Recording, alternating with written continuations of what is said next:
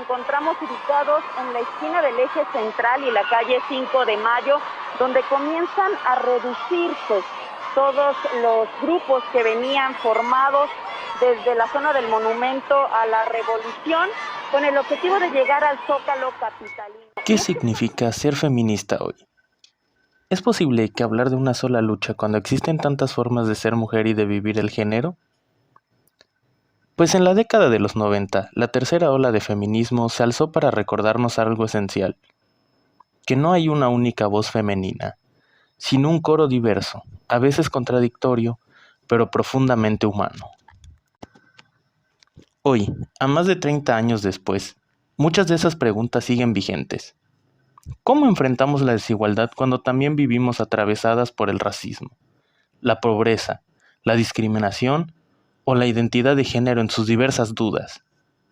¿Estamos escuchando a todas las voces o solo algunas?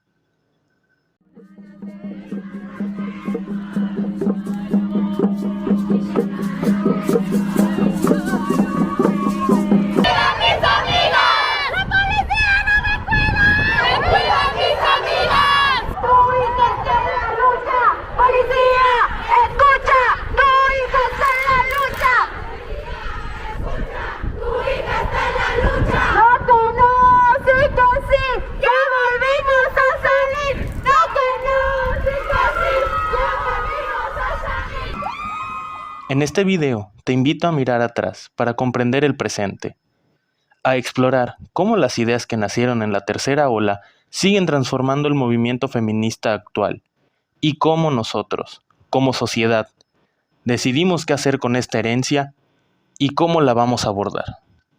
La tercera ola del feminismo. El fascismo y el estallido de la Segunda Guerra Mundial redujeron de forma dramática, a pesar de los grandes logros de las sufragistas, la presencia y el reconocimiento del movimiento de las mujeres. Prácticamente desaparecieron el movimiento y su historia. Las mujeres se movilizaron masivamente durante la contienda, pero una vez la guerra terminó, tuvieron que replegarse a casa, donde de nuevo reinaba la domesticidad obligatoria. Parece que los soldados, tras la dura guerra, quisieron hacer realidad el mito del reposo del guerrero y consiguieron vivir aquello con lo que soñaban durante las sangrientas batallas. Casas grandes con mujeres amorosas pendientes de sus deseos y un montón de hijos que tanto se necesitaban en todos sus países después de los millones de muertos. También había que revitalizar la economía. Se echó a las mujeres de los trabajos que habían tenido, su lugar lo ocuparon los varones y se desarrollaron electrodomésticos y bienes de consumo. Así surgió La mística de la feminidad, un libro escrito por Betty Friedan, quien fue una joven que desde niña supo lo que era ser diferente. Pasó sus estrecheces, pero todo iba más o menos bien, hasta que, en su 5º mes de embarazo, fue echada de su trabajo sin que le dieran ninguna razón.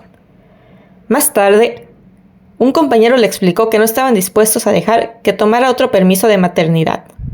Fue así como comenzó a trabajar desde su casa como una escritora freelancer. Betty era el prototipo de una mujer norteamericana de su época, la década de los 50. Pero una serie de circunstancias le empujaron a profundizar tanto en sus sensaciones como en el mundo que la rodeaba. A partir de ahí, una serie de cabreos consecutivos llevaron a la publicación de su primer libro, como aquella propuesta por psicoanalistas freudianos, quienes sostenían que las mujeres norteamericanas tenían un nivel educativo demasiado alto, lo que les impedía adaptarse a su rol como mujeres.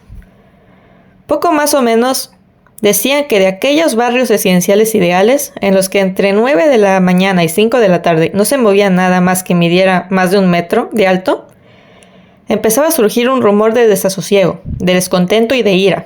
Si las amas de casa estadounidenses de los barrios residenciales no se sentían felices, cuidando de sus hijos y utilizando los electrodomésticos con los que soñaban otras mujeres, el problema debía residir en su educación.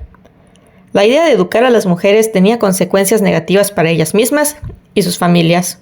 Aquella idea sobrepasaba sus límites. Según Friedan, en aquella época se achacaba a las mujeres la responsabilidad de todo tipo de problemas en el hogar, desde que los niños ensuciaran cosas, que sus maridos estuvieran enfermos, incluso que ellas no tuvieran orgasmos. Friedan se planteó escribir el libro en 1 año, pero tardó 5. Ella misma estaba inmersa en la mística de la feminidad, y le costó muy caro salir. En su autobiografía, Cuenta que sufrió malos tratos psíquicos y físicos por parte de su marido y que tardó demasiados años en divorciarse. Prácticamente lo hizo cuando pensaba que le quedarían marcas en la cara para toda la vida de las palizas que recibía. El libro se publicó en 1963, cambiando la vida de miles de mujeres en todo el mundo y al mismo tiempo la de su propia autora. Este libro afirma que el valor más alto y la única misión de las mujeres es la realización de su propia feminidad. Asegura que esta feminidad es tan misteriosa e intuitiva y tan próxima a la creación y al origen de la vida que la ciencia creada por el hombre tal vez nunca llegue a entenderla. Pero por muy personal y especial y diferente que sea, no es en manera alguna inferior a la naturaleza del hombre. Incluso puede que sea, en algunos aspectos, superior. El error, afirma esta mística, aquella raíz de los problemas de la mujer en el pasado, estriba en que las mujeres envidiaban a los hombres, intentaban ser iguales que ellos, en vez de aceptar su propia naturaleza, que solo encontrar su rol y total realización en la pasividad sexual, en el sometimiento al hombre y en consagrarse amorosamente a la crianza de los hijos. Este libro se centraba solo en las mujeres privilegiadas de la clase media de Estados Unidos. No daba una teórica explicativa ni del patriarcado ni del privilegio masculino y tampoco presentaba estrategias alternativas de vida. Pero en todo el mundo, a través de sucesivas traducciones, se convirtió en un clásico del feminismo. Su importancia estuvo en descifrar con lucidez el rol opresivo y asfixiante que se había impuesto a las mujeres de medio mundo y analizar el malestar y el descontento femenino. Ella contribuyó a poner la primera piedra creando la Organización Nacional para las Mujeres. Este libro había contribuido a la conciencia de las mujeres de su propia opresión, pero no veía cuáles eran los caminos para ir cambiando las cosas. Así que un puñado de mujeres creó, basándose sobre todo en la amistad y en las continuas excepciones, lo que Friedan llama una organización clandestina. No se trataba de enfrentar a las mujeres contra los hombres formarían parte de la organización, aunque serían las mujeres las que llevarían la voz cantante. En la declaración de principios de la organización, solo el aborto se quedó fuera de las reivindicaciones que quería Friedan, ya que le recomendaron que no lo incluyera porque resultaba excesivamente polémico. La declaración reivindicaba la igualdad de oportunidades y que se pusiera fin a la discriminación de las mujeres y de otros grupos marginados frente al empleo. Friedan asegura que la ideología de las personas que iniciaron el movimiento de las mujeres no era ni sexual ni política. Trabajaban bajo la idea de igualdad, de democracia. Buscaban crear un movimiento de mujeres que luchaba por la igualdad en una asociación auténticamente igualitaria con los hombres. Friedan y su organización han llegado a ser las máximas representantes del feminismo liberal. El feminismo liberal se caracteriza por definir la situación de las mujeres como una desigualdad, y no una opresión o una explotación. Por ello defienden que hay que reformar el sistema hasta lograr la igualdad entre los sexos. Muy poco tiempo después de crearse la organización, la influencia del feminismo radical empujó a las más jóvenes a sumarse a él y a abandonar a las liberales.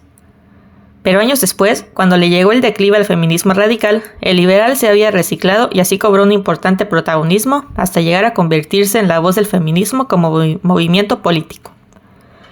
Fue, sin embargo, al feminismo radical, caracterizado por su aversión al liberalismo, a quien correspondió el verdadero protagonismo en las décadas de los 60 y 70. Los años 60 fueron intensos en cuanto a agitación política.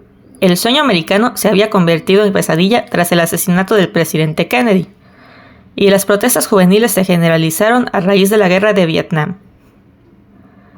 El sistema tenía contradicciones profundas, sexistas, racistas, clasistas e imperialistas, aunque se presentara como el mejor de los posibles. Todo esto motivó la formación de la nueva izquierda y el resurgir de diversos movimientos sociales radicales. A todos se les unía un carácter contracultural. Reformistas no estaban interesados en la política de los grandes partidos. Querían nuevas formas de vida. De Ana de Miguel, puesto que el hombre nuevo se hacía esperar demasiado, la mujer nueva, de la que tanto hablaban a principios de siglo, optó por tomar las riendas. El feminismo radical nació en Estados Unidos, pero las protestas se extendieron por todo el mundo, especialmente en los temas más difíciles de cambiar, como eran los derechos sexuales y reproductivos. Entre las movilizaciones más destacadas estuvieron aquellas en las que las mujeres se autoinculpaban de actuaciones que eran juzgadas como delitos, lejos de poder ser sancionadas. eran derechos arrebatados. Así, en 1971 se publicó en Francia el Manifiesto de las 343 Sálopes, donde otras tantas mujeres ratificaban una confesión abierta, como por ejemplo, yo he abortado. España se sumó a este tipo de protestas. Una de las primeras fue el acto masivo de desobediencia civil, que tuvo una enorme repercusión en los medios, en el que, al igual que las francesas, un montón de mujeres españolas firmaban una confesión. Yo también soy adúltera. El objetivo, la despenalización del adulterio y el fin del trato jurídico discriminatorio para las mujeres. Estas movilizaciones tuvieron un fuerte impacto en la opinión pública. Las feministas consiguieron convertir en político aquello que tenía que ver con la subordinación de las mujeres y hasta entonces era considerado normal. Todo era nuevo, tanto las formas de protesta como las ideas. Por eso las movilizaciones aparentemente realizadas de forma espontánea y seguidas masivamente en tantos países estaban cuidadosamente planificadas y eran tremendamente simbólicas y subversivas. Todo iba encaminado a acabar con esa posición de subalternas que tenían las mujeres en la sociedad. Pero si las movilizaciones consiguieron cambiar de opiniones y puntos de vista en la opinión pública, los grupos de autoconciencia cambiaron realmente a las mujeres. La mayoría de las historiadoras considera que la formación y el desarrollo internacional de los miles de grupos de autoconciencia en los países europeos, latinoamericanos y en Estados Unidos fue una nueva forma política y de organización de las prácticas feminista y una de las aportaciones más significativas del movimiento feminista radical. En 1967 se crea en Chicago el primer grupo independiente y en la misma época del New York Radical Woman, fundado por Shulamit Firestone y Pam Allen. Se trataba de que cada mujer participante explicara cómo sentía ella su propia opresión. Se pretendía propiciar la interpretación política de la propia vida y poner las bases para su transformación. Los grupos fomentaban la autoestima de las mujeres, de cada una de las mujeres, daban valor a la palabra de la mujer, tanto siglos silenciada y despreciada, y a las palabras de las mujeres individualmente. En ellos, cada mujer se iba reconociendo como persona con identidad propia. Era importante lo que cada una sentía, lo que cada una pensaba. No se trataba de cómo debían ser, sino de cómo eran realmente. Como dice Mary Nash, ese proceso fue decisivo para crear el camino de liberación, independencia y autonomía personal, y por tanto colectiva. A través de estos grupos de discusión, las reflexiones teóricas sobre la política sexual se convirtieron en práctica feminista, desafiando la idea predominante acerca de que las relaciones entre hombres y mujeres eran de índole natural. No se hablaba de normas, sino de las realidades cotidianas de las mujeres y de cómo ellas vivían las relaciones de pareja. Al contar, explicar y debatir estas experiencias personales, las mujeres pusieron en evidencia que se trataba de relaciones políticas de poder. A diferencia del feminismo histórico, que cuestionó las prácticas de poder formal discriminatorio de instituciones y de gobiernos, el movimiento de liberación de la mujer identificó al varón como el opresor, que por tanto estaba en casa. Este enfoque significaba que se entendía que el ejercicio del predominio masculino patriarcal se ubicaba en el hogar y a través de relaciones estrechas y afectivas de la mujer con su opresor. Se trataba del marido o el padre al cual las mujeres se sentían unidas con lazos amorosos y afectivos. La rebelión fue compleja porque, al ponerse las gafas violetas, todos esos análisis significaban cambios en las relaciones familiares y de pareja. Por eso los grupos también fueron una red de apoyo para las mujeres que comenzaron a cambiar su rol, a cambiar sus familias y sus parejas, a sentirse libres y ejercer como tales, y en muchos casos eso implicaba más que cambios, rupturas. Las radicales hicieron todo al mismo tiempo. Desarrollar la teoría que dejaba en evidencia las relaciones de poder entre hombres y mujeres, ponerle nombre a la raíz de la desigualdad, sacarlo a la luz pública y manifestarse subversivamente contra el orden establecido, crear los medios para que cada mujer hiciera un proceso personal de liberación, apoyarla y además proveer los recursos materiales, como guarderías, casas de acogida, que esa libertad recién estrenada necesitaba. Esas mujeres liberadas no se olvidaron de su cuerpo. La libertad sexual fue el centro del debate. Se desvinculó la maternidad y la procreación de práctica sexual y ahí se abrió el camino decisivo para las mujeres. El matrimonio se identificó nuevamente como fuente de opresión, pero ya no como lo habían hecho feministas anteriores, cuestionando las leyes que lo regían como una opresión cotidiana, de tú a tú entre marido y mujer. La diferencia es la corriente feminista que reclama la diferencia sexual como base a la libertad y la identidad de las mujeres, rechazando la idea de igualdad entendida como la asimilación en el modelo masculino, el cual propone que la libertad de las mujeres no vengan por parecerse a los hombres, sino por el reconocimiento de la afirmación de su propia identidad. Es por ello que se defiende la identidad femenina sin necesidad de emitir un modelo masculino. Reclama su diferencia sexual como una fuente de valor, no de inferioridad. Apuesta por un nuevo orden simbólico, ético, cultural, construido desde lo femenino.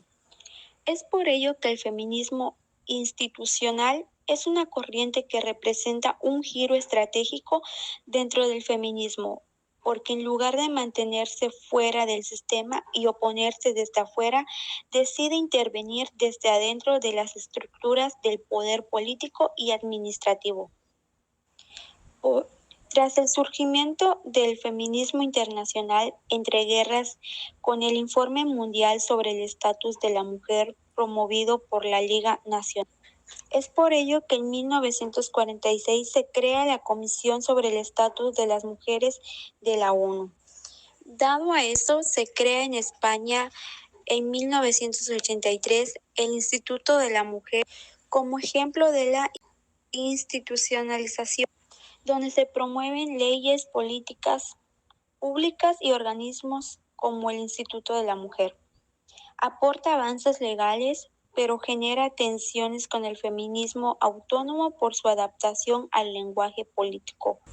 Es por ello que las dos corrientes más modernas que abarca Nuria Velada es el ecofeminismo y el ciberfeminismo. El ecofeminismo es la unión de tres movimientos, el feminista, el ecológico y el espiritual femenina. Lo define Women como una corriente que va más allá de la defensa ante el desarrollismo sexista con la capacidad instructiva. Visibiliza que la pobreza tiene cada vez más rostro de mujer, denunciando que las mujeres, especialmente en el sur global, sufren más de la pobreza y el daño ecológico. Reclama el cuidado del medio ambiente como parte de la lucha feminista. Apoya prácticas sostenibles y movimientos sociales liderados por mujeres. Considera que el modelo de desarrollo patriarcal es destructivo tanto como para las mujeres como para la naturaleza. Y el ciberfeminismo es el movimiento feminista que explora la relación entre la tecnología, el ciberespacio e Internet de igualdad de género, surgiendo en los años 90 con la intensidad de analizar cómo las tecnologías digitales pueden tanto perpetuar desigualdades como ofrecer herramientas para emancipación y activismo. Cabe recalcar que nace en Australia por un grupo de artistas BNC Matrix que usaron arte digital para subvertir estereotipos culturales. Se basa en el uso estratégico de las nuevas tecnologías para el empoderamiento de las mujeres. Es considerado como la aplicación del feminismo en el ámbito digital y tecnológico que busca generar redes, visibilidad y autonomía a través del Internet. es de forma creativa, provocador y cuestiona los estereotipos de género en la tecnología. Por lo tanto, este conjunto de temas muestran cómo el feminismo ha evolucionado y diversificado sus estrategias para adaptarse a nuevos contextos sociales, políticos y ambientales y tecnológicos. Me parece que la tercera ola del feminismo viene a romper muchísimas estructuras dentro del mismo movimiento, sobre todo porque esta tercera ola considero que tiene una mirada más amplia, más interseccional y más crítica hacia el movimiento. Como sabemos, la primera ola luchó por los derechos civiles básicos como el voto y la segunda se enfocó en el trabajo, la educación y los derechos sexuales. Podemos comparar cómo estamos ahora en la actualidad en estos derechos básicos y si comparamos con cómo estaba en el pasado, pues sí hay muchísima diferencia, pero también creo que todavía nos queda mucho por avanzar, investigar y profundizar. Si bien la tercera ola nos permite un poco más de diversidad sobre las experiencias de ser mujer y hablando e incluyendo un poco todo lo demás que se ha trabajado en las olas pasadas. Nuestros derechos políticos, reproductivos y sexuales sean un poco más amplios que los que habían en un pasado. Y pues bueno, eso no quiere decir que la lucha ya acabó ahí, que ya no hay nada más por lo cual luchar. Porque siento que aunque ya tengamos ciertos derechos, aún hay muchos más que no estamos teniendo acceso o que no han sido tan visibles, pero existen y pues obviamente hay muchas mujeres que las viven. Entonces siento que esta ola se enfoca en que ya no solo hablamos de lo que es ser mujer en general, sino de cómo ser mujer se vive de distintas maneras. Si eres una mujer racializada, pobre, trans, migrante, indígena, con alguna discapacidad, si eres parte de la comunidad LGBTIQ+, está la brecha generacional. Y pues bueno, que no todas partimos del mismo lugar. Como que empezamos a entender las diferencias, a abrazarlas, las empezamos a cuestionar también si estamos en una posición de privilegio. Nos hemos actualizado y informado para también incorporar lenguajes nuevos. Hemos visto sin duda protestas más disruptivas, radicales, muy fuertes, que claro no quiere decir que las primeras olas no tenían esta intensidad, pero tal parece que como pasan los años también incrementan los niveles de violencia y cada protesta sí termina siendo más fuerte que la anterior. Sin duda es impactante, y lo digo como comentario personal, el ver que año con año las cifras de mujeres desaparecidas o mujeres que han vivido violencia va incrementando. Las cifras del 2020 a las cifras del 2025 son abismales. Y es ahí donde vuelvo al punto de que la lucha nunca acaba. Y me atrevo a hablar de la zona sur, que es donde pues yo habito y donde he participado en las protestas y en las actividades feministas o activistas que se hacen. Es impactante ver cómo aumentan las cifras y como siempre en cada marcha todas las mujeres se organizan para investigar estos datos y darlos a conocer, porque claro, a pesar de que estamos en una era digital, no siempre se tiene acceso a toda la información. Me he dado cuenta que en las marchas todas aprendemos y todas nos vamos llenas de nueva información y también aprendemos a mirar diferentes formas de hacer protesta y de transmitir los mensajes que queremos.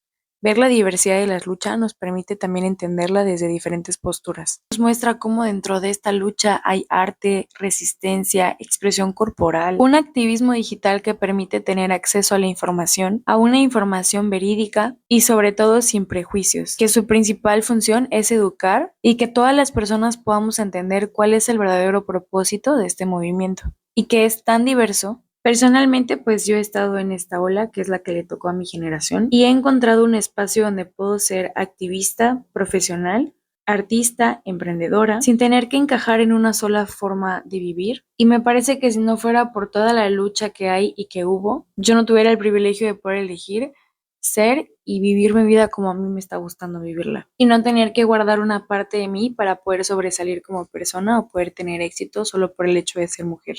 Esta ola nos ha permitido mencionar violencias que antes tal vez no se mencionaban, que existían pero no se decían, como la violencia obstétrica, simbólica, institucional, la violencia vicaria, la violencia psicológica, emocional, y bueno, la lista es larga, ¿verdad? Pero cuando una mujer decide romper el silencio y empezar a mencionarlas, empezar a hacerlas visibles, luego aparece otra y otra que ha pasado por lo mismo, y es ahí cuando nos damos cuenta que estas vivencias no solo atraviesan a una, sino que nos atraviesa varias, y es ahí donde sale la organización de todas las mujeres para poder erradicar estas vivencias. Y que bueno, nuestro deseo es que ni una mujer tenga que atravesar por eso, pero sabemos que pues a veces es imposible, ¿verdad? Entonces, si una mujer pasa por alguna de estas situaciones, sepa que ya existe una comunidad de mujeres organizadas e informadas, que ya saben cuáles son los derechos que tienen, que ya saben a qué instituciones acudir, cómo apoyarse legalmente para que sea un resultado pues entre lo que cabe a favor y que no haya negligencias, ¿no? Por parte de las instituciones o de las personas que atienden estas vivencias. Y pues bueno, a pesar de ser un movimiento diverso, en el feminismo vas a encontrar mujeres que siempre te van a extender la mano para ayudarte, para guiarte, para darte información, para decirte yo conozco a esta persona que te va a poder ayudar y así llevar tu proceso más fácil. Por eso es importante que todas tengamos acceso a toda la información posible, por si en algún momento nos toca vivirlo o si nos toca acompañar o ayudar a alguien. Esta lucha ha sido una lucha extensa de años y por mencionar algunos de los logros más recientes tenemos la despenalización del aborto en varios estados de la República Mexicana, tenemos la ley Ingrid, ley Sabina y ley Olimpia, entre otras tantas, que gracias a las mujeres que se atrevieron a romper el silencio y atravesar todo lo necesario para lograr estas leyes, y así otras mujeres también tengan acceso a estos derechos. Hay quienes critican la tercera ola del feminismo porque consideran que es demasiado radical por la iconoclasia y por tomar los espacios públicos, pero considero que era muy necesario porque habían muchas necesidades que no estaban siendo volteadas a ver y habían demasiado víctimas que no estaban siendo escuchadas ni atendidas y que sí estaban siendo revictimizadas e ignoradas. En una opinión muy personal, considero que uno de los desafíos que ha tenido el movimiento es mantenerse unido a pesar de las diferencias de ideas, de creencias, de posturas, porque aunque hay un objetivo o una finalidad en común, pues cada una puede tener un punto de vista diferente y es importante respetarlos y también saber integrarlos para poder seguir trabajando juntas en la colectividad. Creo que también hemos aprendido que las redes sociales pueden ser un arma de doble filo y que debe ser muy cautelosa la información que subimos, sobre todo que sea información verídica, para no promocionar el amarillismo, ni las noticias falsas, ni propagar la desinformación. Y también nos muestra el otro lado del activismo, donde se ven las vivencias de otras mujeres, el acompañamiento, el dolor, el miedo, el cansancio, pero también la sororidad y la organización entre las mujeres. Esto nos permite romper lo que no nos representa y volver a construir desde la dignidad, el autocuidado y la memoria colectiva. Un mensaje que me gustaría transmitirle a las mujeres es que no están solas, que este camino puede ser a veces un poco confuso y que puede ser que en ocasiones conectes con vivencias un poco dolorosas, pero que también es profundamente transformador. Les diría que la rabia y la tristeza también se pueden usar para construir algo nuevo y que no tienen que saberlo todo ni tener las respuestas de todo, ya que el feminismo no es un examen que tengamos que presentar todos los días, pero sí que es una práctica diaria que se aprende, se equivoca y se reconstruye. Les invitaría a buscar redes, a leer, a cuestionar incluso el mismo movimiento, a cuidarnos entre todas y también a descansar, porque la revolución también es aprender a no matar sin el intento, a disfrutar la vida que queremos, a defenderla y a vivirla con dignidad. Y sobre todo que crean en su voz, que sus historias, sus cuerpos, la intuición y sus decisiones son válidas. Y que en esta comunidad hay muchas mujeres dispuestas a apoyarnos con todo su corazón y que nos ofrecen su acompañamiento y la información para no sentirnos solas y estar abrazadas en estos procesos. No tengan pena o miedo de pedir ayuda, ya que estos colectivos nos han salvado la vida y quienes nos hemos atrevido a acercarnos. Así que no queda más que agradecer a todas las mujeres y personas que aportan su granito de arena, porque el feminismo sin duda es algo que nos involucra a todas, todos y todes, ya que el machismo y la violencia no distingue de sexo ni de edad, ni de género ni de expresión. Así que todas, todos y todes debemos estar informados y hacer todo lo posible por estar siempre conscientes para no dañar, discriminar o ejercer algún otro tipo de violencia, y así poder erradicar las violencias que llegan a atravesar a las mujeres y a otras personas. Bueno, actualmente considero que los desafíos que seguimos enfrentando las mujeres y las niñas como grupos de atención prioritaria definitivamente son entre ellos la desinformación, la falta de acceso a lo que es la justicia, precisamente la violencia de género, los estereotipos y los roles que aún siguen permeando entre la sociedad y que como hasta la fecha hemos visto que estos se reproducen y se siguen reproduciendo y que son generacionales, ¿no? Asimismo también la falta de empatía, sensibilización y capacitación del personal del servicio público, sobre todo de las dependencias y las instancias que se encargan de la atención y procuración de justicia para las mujeres y que pues bueno, que también se ha observado que hay mucho desconocimiento en materia de la normativa y protocolos a seguir cuando se presenta un caso de violencia contra este grupo en específico. El feminismo desde la tercera ola nos dejó una lección invaluable, que no hay una sola forma de luchar, ni una única historia que contar. Nos enseñó a incluir, a escuchar, a entender que ser mujer no es una experiencia uniforme, y que la justicia debe ser tan compleja como la vida misma. Pero hoy, en medio del ruido de las redes, la polarización y la cultura de la inmediatez, esa visión se ha visto fragmentada. Muchas veces el feminismo se reduce a etiquetas, a exclusiones, a discursos vacíos que olvidan su raíz. La lucha por la equidad, por la dignidad, por la libertad de todas las personas. Te invito a cuestionarte. ¿En qué momento empezamos a confundir visibilidad con poder real? ¿Cuándo dejamos de dialogar para empezar a señalar? Sí, tal vez sea momento de volver a lo esencial. Cuestionarnos, escucharnos y recordar que el feminismo no se trata de imponer una verdad, sino de abrir espacio para muchas. Porque si no hay justicia para todas, entonces no hay justicia para nadie, mucho menos para ti.